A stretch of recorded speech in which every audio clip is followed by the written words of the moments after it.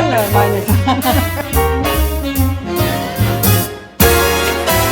Hallo, willkommen wieder bei Vivi kocht. Heute habe ich einen ganz besonderen Gast, auf den ich ganz lange gewartet habe. Und zwar auf Ola Bachmann-Helbling. Sie ist nicht nur Textildesignerin, sondern auch Jagdaufseherin und Jägerin. Willkommen! Hallo Ola. Hi, hallo. Hallo. Schön, dass du da bist. Danke vielmals für die Einladung. Ich bin sehr gerne da. Oh super, das freut mich. Ich habe Ola letztes Jahr kennengelernt auf meinem Trüffelessen. Sie hat uns ein ganz besonderes Rezept heute mitgebracht. Genau, wir kochen heute nämlich den besten Hackbraten, den wir jemals gegessen haben, aus Wildfleisch. Und du hast es selbst geschossen. Ja, die Hälfte davon. Die andere Hälfte hat ein Mitpächter geschossen, muss ich ehrlicherweise sagen. Okay, gut. Das ist doch okay. Ja, ist aus dem gleichen Revier. Ja, super. Und was ist es für ein Tier? Halber Hirsch, also das Tier, nein, es sind zwei Tiere, muss man sagen. Ja. Es ist zur einen Hälfte Hirsch und zur anderen Hälfte Wildsau. Ich quetsche heute Ola aus, wie das mit der Jagd ist, was man alles dafür können muss. Und das erfahrt ihr heute. Also bleibt dran. Hast du mir das mitgebracht? Ah, okay. Ihr macht 2 Kilo große... Ja, also das ist jetzt einfach bei uns, Wow. Die es für uns metzgen. Und das können wir aber auch wünschen. Aber ich finde es noch gäbig, weil dann kann man gerade ein bisschen vorkochen. Ja. Also normalerweise ist es dann so abgepackt und auch schön beschriftet mit allem. Super. Und das sieht ja ganz mager aus. Ja, Wildfleisch ist in der Regel magerer wie Schlachtfleisch oder Zuchtfleisch, sage ich jetzt einmal. Darum ist es natürlich auch so gesund. Ja. Also mehr Bio geht eigentlich auch nicht, oder? Mehr Bio geht eigentlich fast nicht, nein. Super. Wir haben, weil es ja ein Hackbraten ist und der muss ja schon ein bisschen kräftiger sein,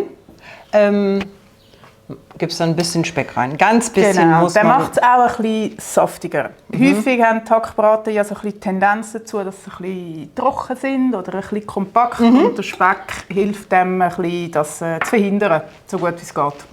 Erzähl doch mal, wo kommt denn dieses Rezept her? Oder? Das hat mein Mann kreiert. Ganz am Anfang, als wir uns kennengelernt haben. Damals noch ohne Wildfleisch, sondern mit Rind- und Schweinefleisch. Ah, okay. Und als ich angefangen habe zu jagen vor 5 Jahren, haben wir dann das recht schnell angepasst und es ist eigentlich nur besser geworden. Oh, cool. Ja. Wir fangen zuerst an mit den Rüebli und Zwiebeln. Können wir eigentlich Ich mag die grad- Zwiebeln. Gut, dann tun wir am Schiller. Ja. Jetzt für. Wunderbar. Super. Also ich tue nämlich Rüebli, je nachdem, woher das es kommt, nicht zwingend schälen. Wir schälen es jetzt heute so für den, Ich schäle es sag manchmal jetzt mal, auch nicht. für den Hausgebrauch. Ich Gerne. weiss, viele Leute schälen sie einfach grundsätzlich. Ich finde das amigs nicht immer zwingend nötig. Wenn es richtig Bio oder Demeter Nein, ist, muss ist nicht. doch... Bist du denn drauf gekommen, Jägerin zu werden? Mein damaliger Freund ist Jäger und der hat schon, also bevor wir überhaupt zusammengekommen sind, immer gefunden, hey, Jagen, das wäre voll etwas für dich. Und dann habe ich mich mal erkundigt, was das alles dazugehört. Es ist eben wirklich, also es ist wie ein Beruf lernen. Du geht mindestens 2,5 Jahre. Und du brauchst natürlich ein Auto. Ich habe dort in der Stadt Zürich gewohnt und kein Auto gehabt. Ich habe gefunden, yes, nein, das ist too much. Wieder ein bisschen auf die Seite geschoben. Und dann hat er mich dann mal mitgenommen auf eine Jagd. Ja, und für mich ist eben schon lange im Raum gestanden, so, ich bin als Teenager Veggie gsi, recht lang. Ah, echt? Und das hat mir aber wie nicht so gut getan.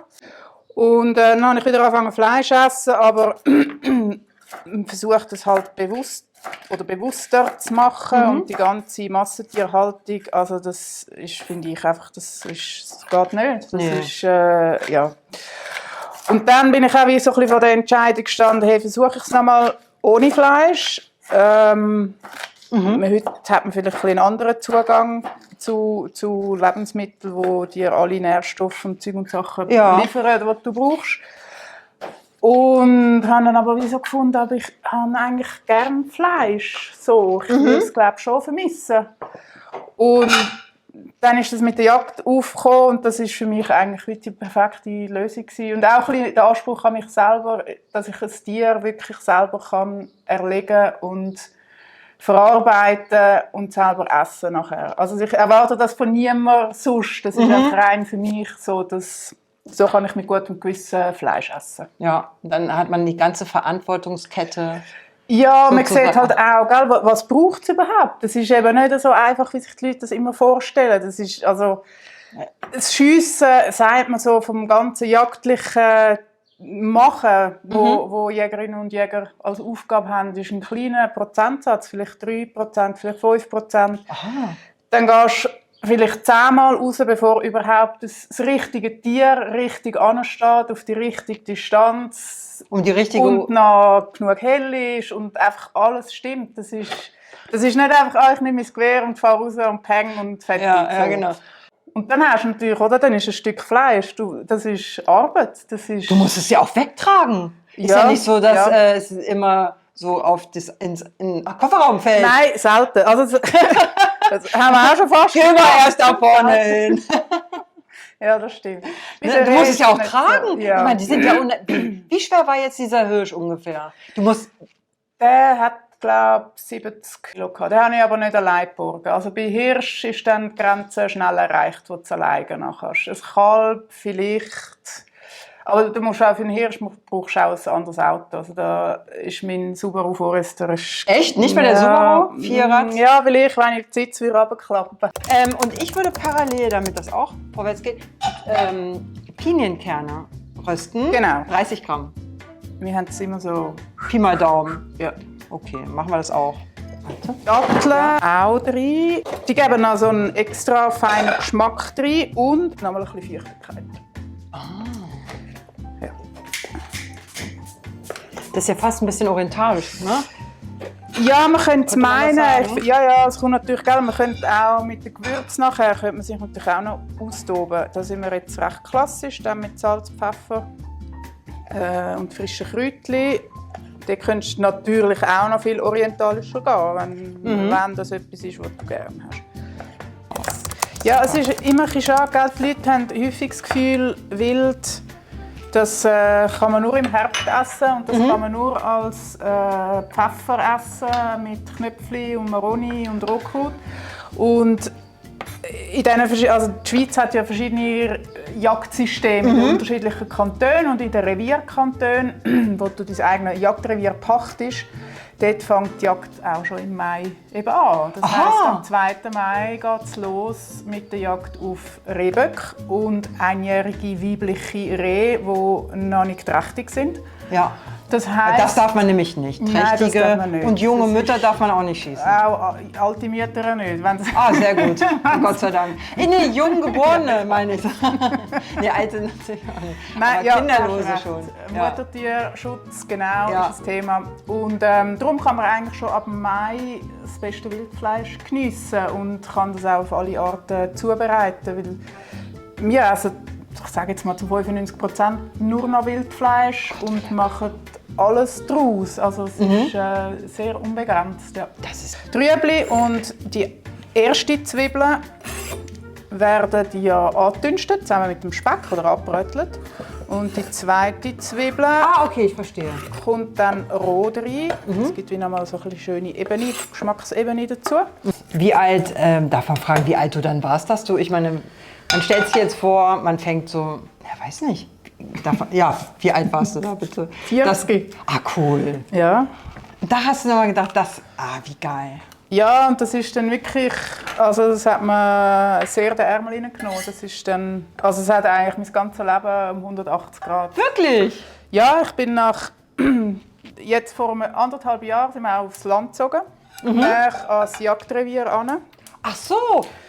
Und ich bin ja also ein klassisches Stadtkind, in der Stadt quasi geboren und aufgewachsen. In Zürich? Ja. Also geboren nicht, aber aufgewachsen dann. Und das war jetzt ein rechter Wechsel gewesen, aber ich würde es nicht missen. Du postest auch immer ganz tolle Bilder. Danke. Ich verlinke euch Ola unten in den Shownotes, den Instagram-Account, oder? Sehr gerne. Da kann Was es braucht, um Jägerin zu werden. Das ist tatsächlich einfach sehr breites Gebiet, weil du musst erstens mal alles über die Wildtiere natürlich wissen, dann musst du alles über den Wald wissen, Pflanzen, musst alle Bäume und Sträucher können. Wir betreuen zum Beispiel auch Wildunfälle, das heisst, wenn man ein Wildtier anfährt, unbedingt sofort die Polizei anrufen und die können dann die entsprechende Jäger oder Jägerin aufbieten oder Jagdaufsichtsperson. Und die rücken aus und kümmern sich ums Wildtier. Meistens muss man es erlösen. Häufig findet man es auch nicht. Dann muss man am nächsten Tag noch nachsuchen. Dumme Frage, kann man das dann noch essen? Kann man das dann nicht mehr? Nein, also du darfst es nicht in den Verkehr bringen.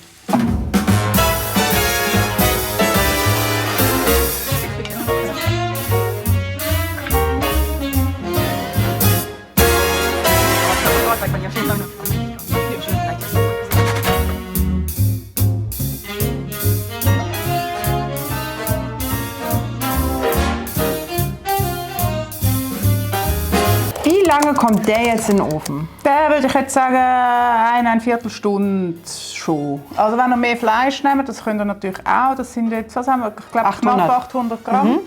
Dann einfach entsprechend länger. Und was ich jetzt geschaut habe, ist, dass die Form ein bisschen, also dass er nicht zu dünn ausläuft, weil sonst sind dann die Enden trocken. Ah, okay, alles klar. Sehr kompakt.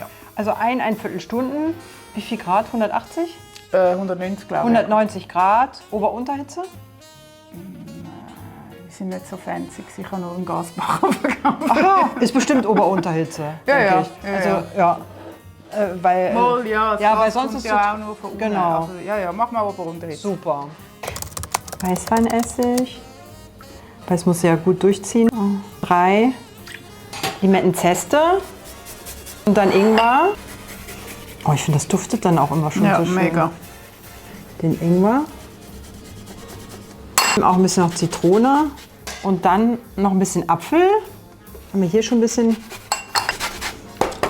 So. Und dann Salz.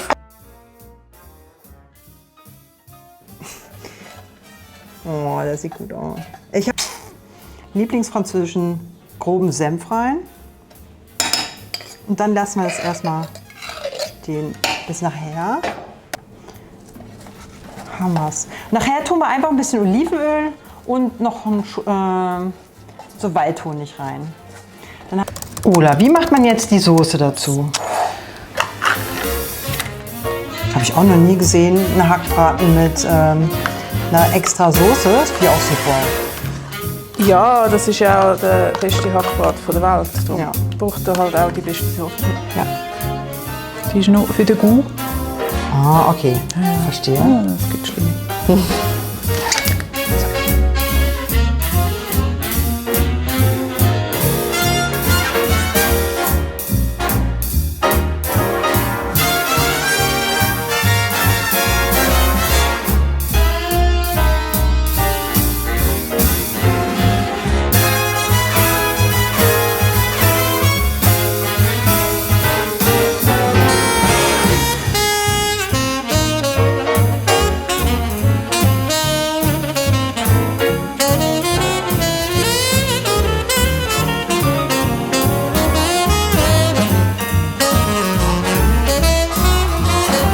Und dann, warte, ich gebe dir noch so eine.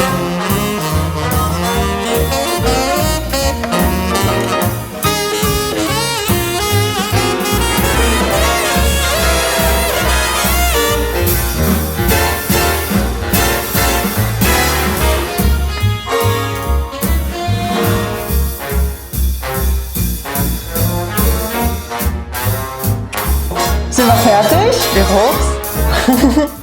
Hammer. Sieht wunderschön aus, Ola. Danke für deine Geduld. Ja, danke dir vielmals. Gerne. Und danke, dass du mir das alles gezeigt hast. Und jetzt probieren wir mal. Ich das hoffe, er gute ist Stück. fein. Ah, sieht super. Und er duftet. Sollen wir von unten her essen? Das ist schwierig. Auch mit der Soße.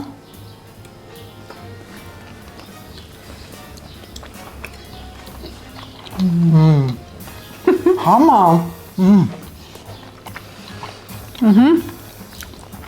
Mal ist gut rausgekommen. Super. Schmeckt Hammer. Glück gehabt. Ja. Einfach ein gutes Rezept. Ola, herzlichen Dank, dass du da warst. Danke dir vielmals. Danke dir. Hat auch Spaß gemacht. Oh, super, freut mich. Und wir wünschen euch viel Spaß beim Nachkochen. Tschüss! Ciao zusammen.